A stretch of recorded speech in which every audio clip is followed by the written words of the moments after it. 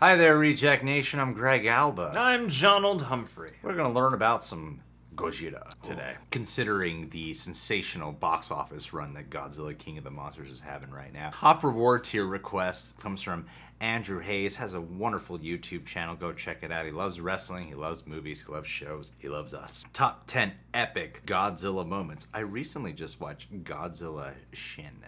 I will share my opinion on that after this video. Man, is that a good movie. I liked it a lot more than other Godzilla stuff. Move over, Bran. Time for the real king to shine. Welcome to Watch Mojo, and today we're counting down our picks. The passion behind Rebecca's voice in this Godzilla video. Moments. Before we begin, we publish new content every day, so be sure to subscribe to our channel and ring the bell. Do that to for get us too. notified about Do our it for us latest too. videos. For this list, we're looking at our favorite moments from the Godzilla series, culled from every era of the franchise. With over 30 films, it's no wonder the Godzilla series has some standout moments. Also, you should probably be aware, spoiler alert. Number 10, the 1,000-Year Dragon. Godzilla, Mothra, and King Ghidorah. Giant monsters all-out attack. So, here's the thing about Mothra. Across her many film appearances, she has a tendency towards dying, usually by sacrificing herself for the greater good. The elaborately titled 2001 entry in the Godzilla series features one of her more dramatic moments of self-sacrifice, and one with a surprising beneficiary.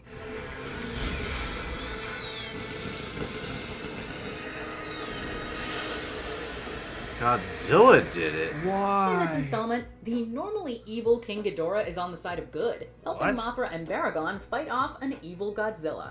After falling in the epic final showdown, Mothra uses the last of her energy to power up Ghidorah, giving the so-called 1,000-Year Dragon a fighting chance. Way to take one for the team, Mothra. 1,000-year-old dragon. King Ghidorah. Number 9, Godzilla Kick. Godzilla vs. Megalon. Let's be honest here, a lot of the classic Godzilla movies are pretty darn silly. He's so And cute. it's harder to think of a better example than this one, which sees Godzilla teaming up with a robot named Jet Jaguar. During the duo's That's epic my battle new with the nickname. giant insect Oh, yeah. Megalon, Godzilla employs some questionable fighting moves, not the least of which is this flying dropkick. Oh, Yes. I've seen this. We're not even going to try to explain the physics behind this move, and it's probably Why best would to just you? go with it and enjoy the moment for how absurd it is. All that beautiful beat That footage. is amusing as hell. That is awesome. By this point, Godzilla was basically a giant green superhero, and while his antics may have been extraordinarily silly, they were also a lot of fun. Number 8, Super MechaGodzilla. Godzilla vs. MechaGodzilla 2. Combining giant robots has been a part of Japanese pop culture almost as long as Godzilla, so it's no surprise that someone combined the two.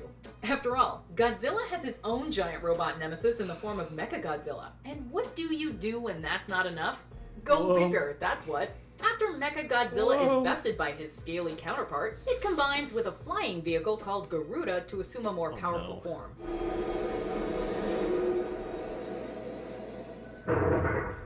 Super MechaGodzilla 合体完了 While the transformation sequence isn't as visually We're gonna spectacular build them to as look most anime exactly or like Japanese Godzilla. tokusatsu shows, the That's added gonna be firepower practical. this mechanical doppelganger obtains is nothing to scoff at. Firing tranquilizer missiles Actually in English. No. Number 7, Godzilla's first appearance. Godzilla. We call him Godzilla. Say what you will about the 2014 Godzilla, but this moment was pretty great. Unlike Roland Emmerich's poor attempt in '98, Gareth Edwards' gritty reboot plays it very coy with the titular monster, showing Godzilla and the enemy monsters as sparingly as possible to maximize the impact when they are on screen. This approach definitely works best for Godzilla's debut, which is about as epic as one could possibly hope for, with Godzilla emerging from the sea like a living natural disaster, and eventually coming face to face with the Muto to deliver an earth-shattering roar.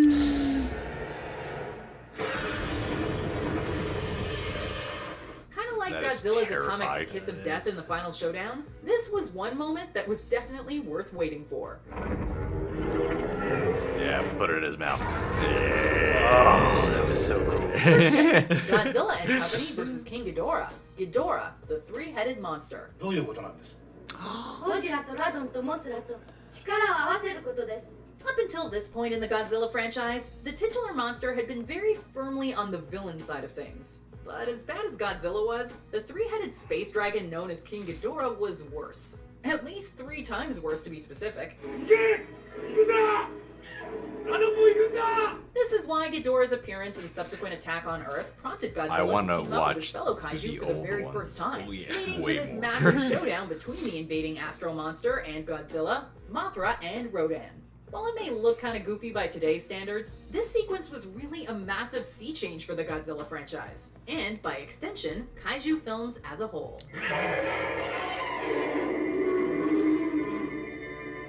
Number 5, a grand entrance. Terror of MechaGodzilla. By the mid-70s, the Godzilla franchise had become a shadow of its former self, failing to bring in the kind of box office results the studio wanted.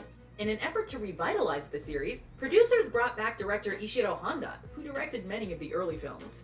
The results didn't quite work the way they wanted, and the film underperformed enough to put the series into temporary retirement. Oh, man. Still, the film has more artistic flair than many of its contemporaries, a clear sign of Honda's hand on the wheel. I love the cinematography in this. I was gonna say, ooh. This looks scary.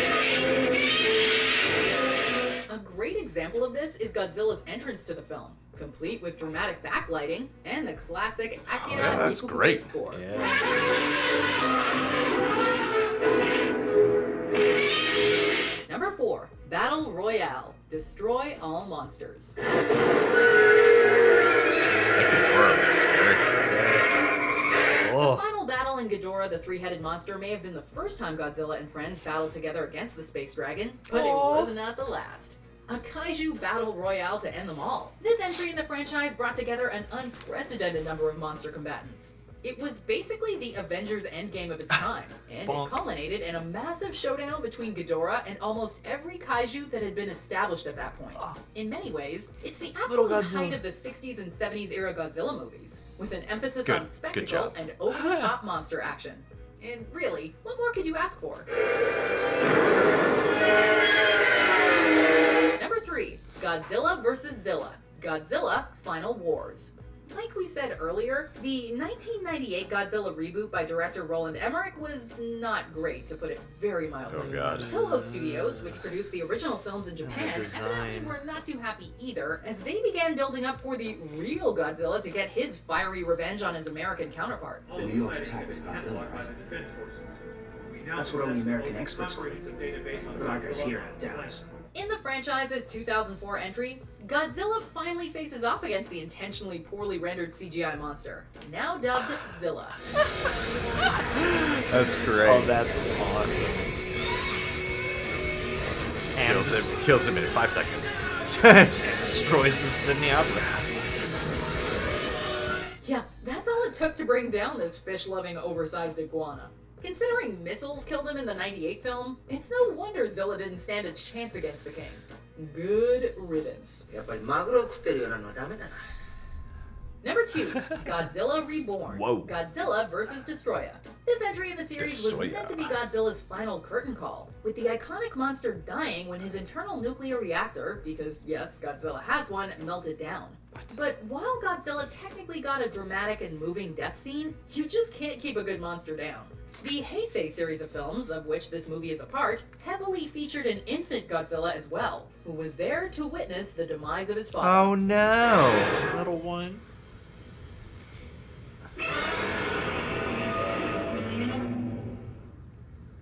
No Zilla.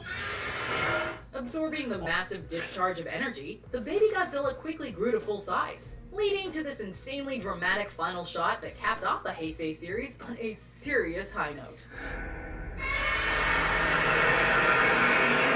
Before we unveil our number 1 Pass the pick, mantle. here are some monstrous honorable mentions.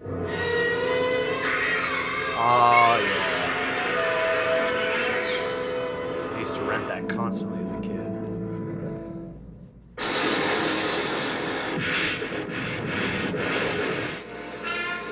Ha!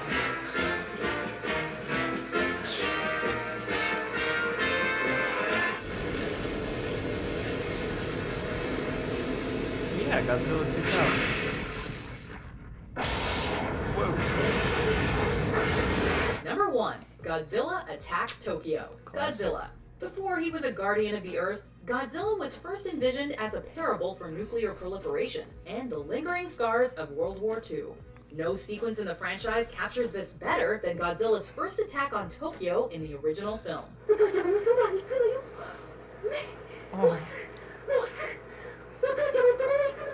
After making his startling debut in the film, Godzilla goes on a rampage through Tokyo, one that draws on imagery like the firebombing of Tokyo and, of course, the bombing of Hiroshima and Nagasaki.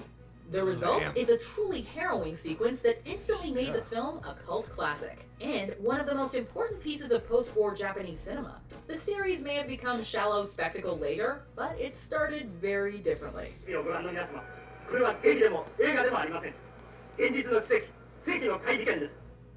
Do you agree with our picks? Check out these other great clips from Watch Mojo. And be sure to subscribe and ring the bell to be I can notified replace about our all latest videos. 10 of them easily. With moments from the Roland Emmerich movie. Yeah. And the last 2 ones that Oh, came here in Kong Skull Island. Oh, that's some of the best Godzilla moments in Kong Skull Island. Man. Just man. that advertising for Kong versus Godzilla. That was fascinating. Yeah, I saw Godzilla Shin. That greatly succeeded in the human drama because it takes place in modern day. It treats it as if this is Godzilla's first time coming to Tokyo ever. And it's just scientists and people, politicians, all trying to work together to figure out how can they possibly defeat this evil monster. It's great. Like, it's a great movie. And it really bums me out that the American films can't get the human drama down. Yeah, for as much time as they seem to want to spend on them. Is this like the District 9 of Godzilla movies here? It's like, I guess. at least in the few clips it seems kind of docu-style, but... No, it's not. Going through the history of Godzilla, it is fascinating to see the trajectory and how this is one of the longest running. Is it? This is probably the longest running franchise. I think it's the longest running franchise of all time. At It least has in to terms be. of consistency, because Bond would have started in the 60s, right? Yeah, and this started in the 50s, and then the fact that they've crossed over to having their own American adaptations, and even a cartoon, and then there's a Netflix movie. And countless other kaiju movies that have grown since then, like the Gamera films and stuff like that. I mean, and it's fascinating, even just across these clips, to watch Godzilla change. In a weird way, it reminded me of like watching Cars change throughout the years, because you got the 50s version, it's like classic and cool. Then you get to like the 70s, the 80s, and you're like, I don't know what's going on with Godzilla right now, and to see the suits change and to see them implement CG sometimes and the miniatures. It's fascinating to watch the kaiju genre grow over time. One thing I really started thinking about, and that really kind of shone out to me through this video, is that for a lot of people, especially growing up in Japan back in the day, like the kaiju and the different monsters were kind of like their superhero stories. And I think that's a really cool element of this. It's glossed over, the impact it's had, because Godzilla was primarily a villain, and then he eventually became hero, then they would kind of flip-flop back and forth, as stated in this video. As needed by whatever script. And honestly, outfits and costumes can be very scary. They can be very effective. Same way with like visual effects today. It all depends on the lighting, especially when, he's like drop kicking and stuff. That look very cheesy. But there are certain ones that came from earlier years that look great just because of the fact of how you captured it. It was awesome. Like monster movies, yeah. Honestly, that whole fact about Mothra, spoilers for Godzilla King of the Monsters. Honestly, if you haven't seen it, you're probably not going to at this point. Mothra, talking about how Mothra would sacrifice herself. I now understand why that choice was made. It actually made me appreciate that moment in Godzilla King of the Monsters more, going, very Godzilla. Yeah. Very Godzilla-ish. You gotta respect it now. Well, and I was shocked to be like, oh, God, Mothra's gonna sacrifice herself for King Ghidorah? Like like an Elseworlds version of the movie we just saw. Yeah, that's true. I did not know at all about that whole thing with how much they hated the Roland Emmerich one, and then they made the ZILLA versus Godzilla, and he takes him out in like 30 seconds. That's one of my... Really, that's a great, expensive insult. That made me so... Yeah, that made me so happy. They've earned it, because, it's like we're borrowing Godzilla when we made that movie, and so to express distaste in a cinematic setting seems fitting. Well, they made a legacy. They made this whole legacy, and then we shit all over it.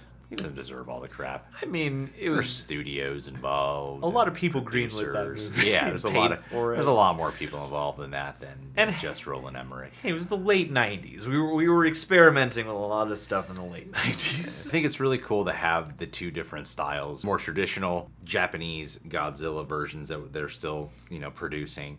And then, of course, we get our CGI versions of Godzilla that can bring scale to life differently. I hesitate to say better, just because sometimes I can be pulled out by knowing that it's not real. Although, like, in Gareth Edwards' Godzilla, those shots there, he looks so real that it's terrifying. The one thing that the Gareth Edwards movie reminds you of is that if you shoot your big CG creature from only human or possible perspectives, it sells it a lot more than if you have like a CG camera that's flying around and there are no physics and there's no sense of scale. And I'm glad that they included that one moment. They basically got the proper 2 moments from the 2014 film when Godzilla first emerges, and then that big money shot at the end with the Muto. Yeah, and that's what Kong Skull Island needs to have. Kong versus Godzilla. You need to have them fighting each other, and then they get an ultimate enemy, Mega Kong. It just looks like a giant King Kong. He's like twice as big. If it's humans who are creating them, why are they designing it to look like Godzilla? I don't know that. I was like, what is the practical, like, are you trying to trick Godzilla? Or are you hoping that Godzilla's like, hey, you look like me. Maybe I'll be calm around you so that you can kill me easier? Like, I don't know what the point of that is other than we can, so we should. People make fun of Godzilla having babies in the Roland Emmerich one, but hey, Godzilla's had a kid. Godzilla had a kid. He had a little- kid. And although we don't know for sure what gender Godzilla is. It's been changed and debated many a time. Or ethnicity. I know. I mean, ostensibly Godzilla would be Japanese, but maybe I thought he was Godzilla's- Ecuadorian. Could be. You never know. The ocean's a big place and oft connected, so maybe Godzilla immigrated or emigrated. This was fun. Thanks, Andrew, for requesting this, buddy. Had a great time. Guys, what's your favorite Godzilla movie? Leave it in the comment boxes below. Subscribe to The Real Rejects. Click that notification bell. Shouts out once more to Andrew Hayes, who's recently telling me about Chernobyl. Oh, yeah. And I figured that this would be a perfect time to mention this. He's thinking of getting involved in nuclear science and possibly developing some kind of bomb? A mom? A GOM? Bomb. A nuclear a bomb. A nuclear bomb. Oh, that's one application of nuclear tech, And yeah. honestly, I don't know anyone who makes bombs, so that's a pretty ambitious task. Good luck, man. Glad Chernobyl was able to help inspire you to figure out ways to make our world better. Make sure to test it out in your hometown of New Jersey first. Oh, yeah. Because that place needs some nuclear treatment. Tyrone Magnus lives there. Take care.